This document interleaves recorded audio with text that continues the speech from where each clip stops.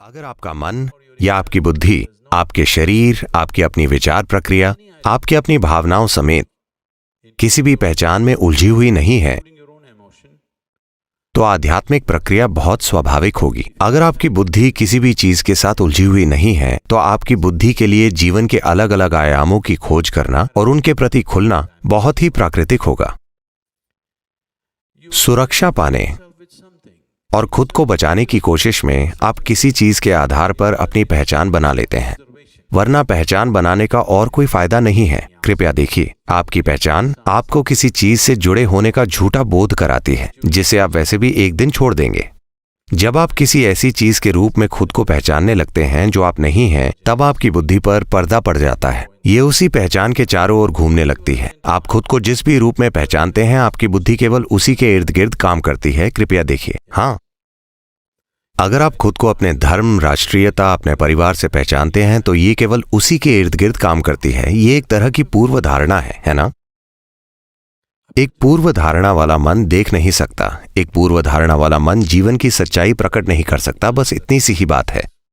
जब मैं पूर्व धारणा कहता हूं, तो मेरा मतलब कई अलग अलग स्तरों की पूर्व धारणा से है। नहीं, मैं बहुत ही खुले मन का हूं, मुझ में पूर्व धारणा नहीं है। ठीक है, आपकी पूर्व धारणा बहुत फैली हुई है। आपका मन अपनी एक पहचान बनाकर काम कर रहा है। जब कोई पहचान बन जाए, तो यह पूर्व धारणा है। एक दिन एक आदमी मर गया और वो स्वर्ग गया।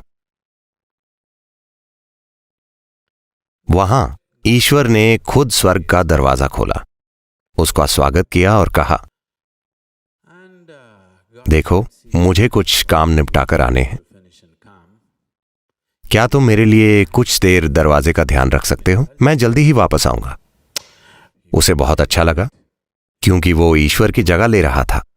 ये अच्छा है। भगवान की जगह लेना कोई छोटा सम्मान नहीं है ना? दरवाजे का ध्यान रखना है, पर ठीक है, क्योंकि वो भगवान का काम कर रहा था। वो कुछ होने का इंतजार कर रहा था, और उसे हैरान परेशान करते हुए उसकी पत्नी दरवाजे पर प्रकट हुई। उसने कहा, क्या तुम यहां क्या कर रही हो? ये कोई लोकल बार नहीं है। तुम मेरे पीछे कैसे आ गई? पत्नी ने कहा, मैं अंतिम संस्कार से घर वापस आ रही थी, मेरी कार की टक्कर हो गई और मैं यहां पहुंच गई।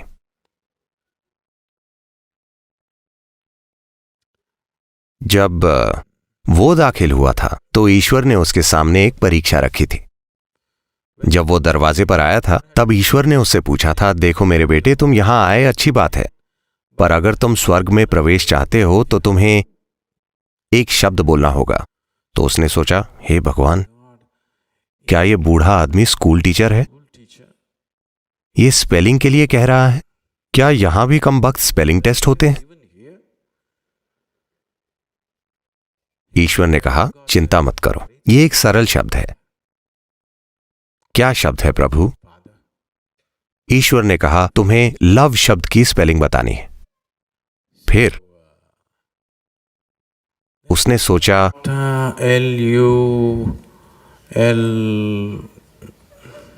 उसने कई लोगों से आई लव यू कहा था, पर उसने कभी कोई पत्र नहीं लिखा था। इसलिए उसने सोचा, LULVLOLOVE। ईश्वर ने कहा, तुम पास हुए, आओ। उसने कहा, ठीक है, मैं अंदर पहुंच गया। अब जब उसकी पत्नी आई, तो उसने कहा, ठीक है, तुम यहां आ गई हो, पर अंदर जाने के लिए तुम्हें एक स्पेलिंग बतानी होगी। पत्नी ने कहा, चलो भी, अगर तुम एक स्पेलिंग बताकर अंदर जा सकते हो, तो क्या मैं नहीं जा सकती? मुझे वो शब्द बताओ। उसने पत्नी की ओर देखा और कहा, चेकोस्लोवाकिया।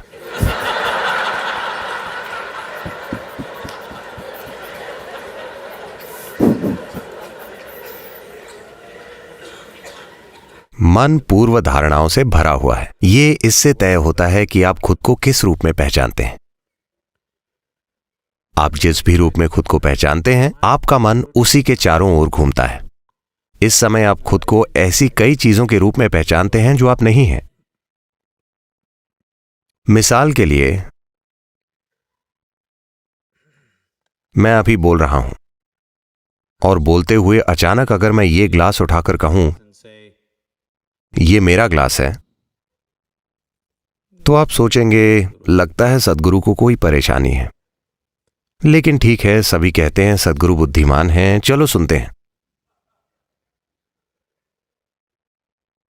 थोड़ी देर बाद मैं कहूं ये मैं हूं, तो आप कहेंगे चलो अब बहुत हो गया।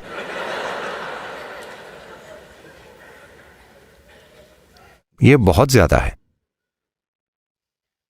कृपया देखिए, आपके साथ यही हुआ है। इसे समझने के कई तरीके हैं।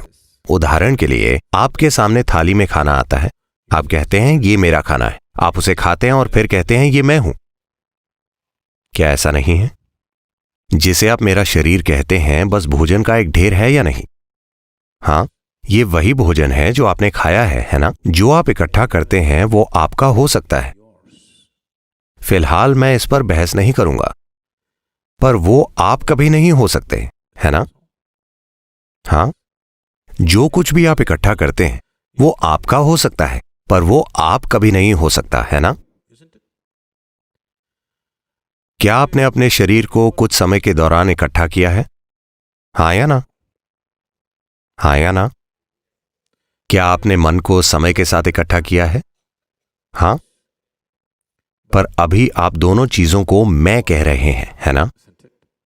और ये यही नहीं रुकता, ये कई चीजों में फैल जाता है। आपका घर, आपकी कार, आपकी चीजें, आपका पैसा, आपके बच्चे, आपका पति, आपकी पत्नी, लाखों दूसरी चीजें, आपका धर्म, आपके विचार, आपकी धारणाएं, सब कुछ। आप ऐसी बहुत सारी चीजों के रूप में खुद को पहचानते हैं जो आप नहीं हैं। जब आप इस तरह के हो जाते हैं तो आपकी बुद्धि पर पर्दा पड़ जाता है। ये कमजोर बुद्धि है, उसने अपनी पैठ खो दी है। It simply repeats old nonsense. ये केवल पुरानी बकवास को दोहराती रहती है। आपने तेनाली रामकृष्ण के बारे में सुना है? तेनालीराम एक विदूषक थे। कृष्ण देवराय के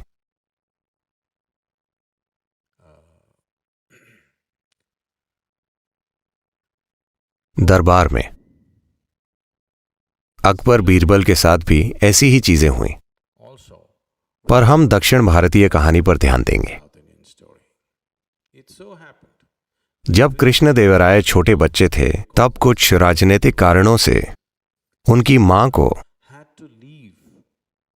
कुछ ही महीनों के कृष्ण देवराय को देखभाल के लिए किसी दूसरी औरत के पास छोड़कर कहीं जाना पड़ा। 18 महीनों से ज्यादा समय तक वो बच्चा मां से अलग रहा,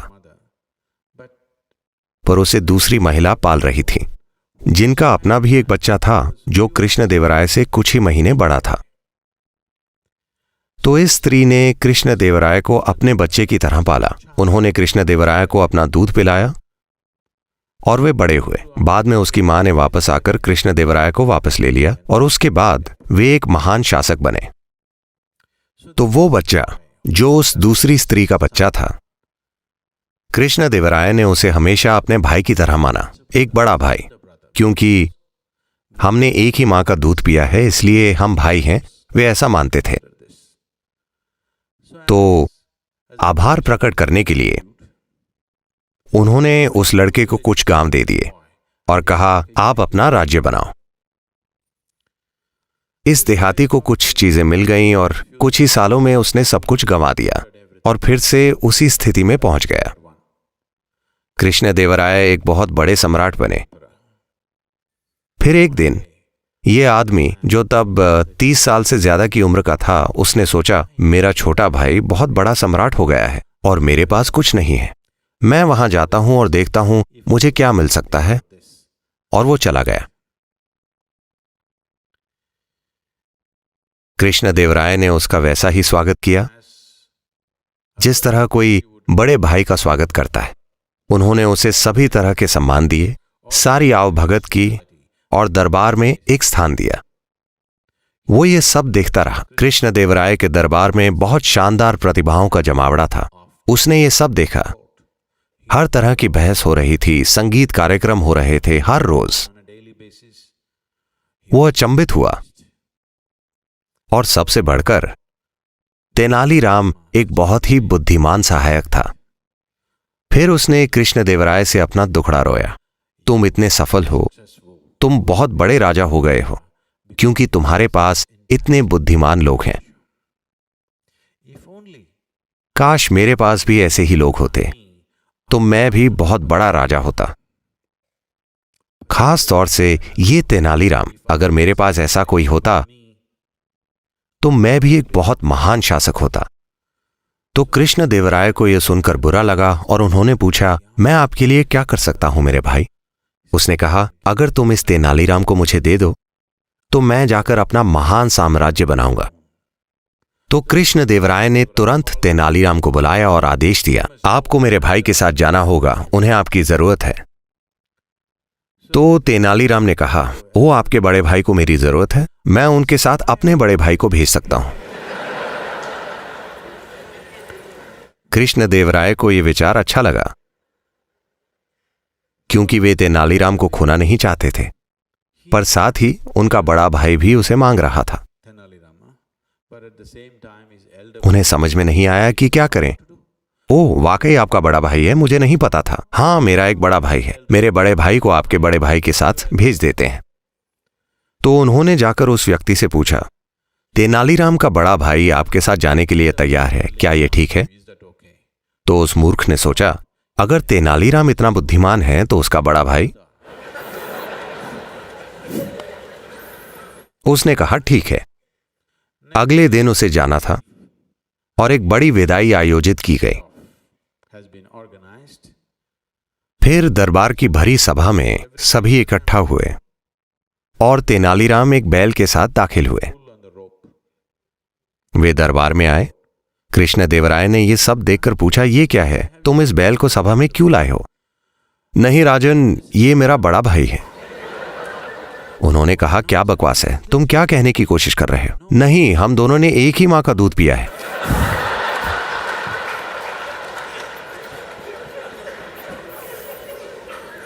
जब आप ऐसी चीज के रूप में खुद को पहचानने लगते हैं जो आप नहीं हैं, तब आपकी बुद्धि किसी काम की नहीं होती, ये बस दोहराती रहती है। So this repetitive intelligence is what we are referring to as karma. तो इस दोहराने वाली बुद्धि को ही हम कर्म कहते हैं। जब हम किसी को पहले से तय ढर्रों से गुजरते देखते हैं, चाहे वे कितनी भी अच्छी परिस्थितियों में हों। आज सुबह सूरज बहुत अच्छी तरह से ऊपर आया, पर कोई दुखी है। फूल खिल रहे हैं, मौसम अच्छा है, सब कुछ शानदार है, पर कोई दुखी है। तब हम कहते हैं, अरे ये उसका कर्म है। हम ये क्यों कह रहे हैं? ये उसकी अपनी करनी है, क्योंकि उसने ऐसे पैटर्न बनाए हैं जो खुद को दोहराते हैं। वो सूर्योदय का आनंद लेने में सक्षम नहीं है, वो सुंदर मंद हवा का आनंद लेने में सक्षम नहीं है, वो फूलों की सुगंध लेने में सक्षम नहीं है। उसके कर्म चल रहे हैं, उसके सिर में जो चल रहा है वो उस पर राज कर रहा है। ये कर्म है। कर्म का अर्थ है करनी, आपकी करनी, या दूसरे शब्दों में जीवन का आपका अनुभव 100% आपकी करनी है। ये किसी दूसरे की करनी नहीं है।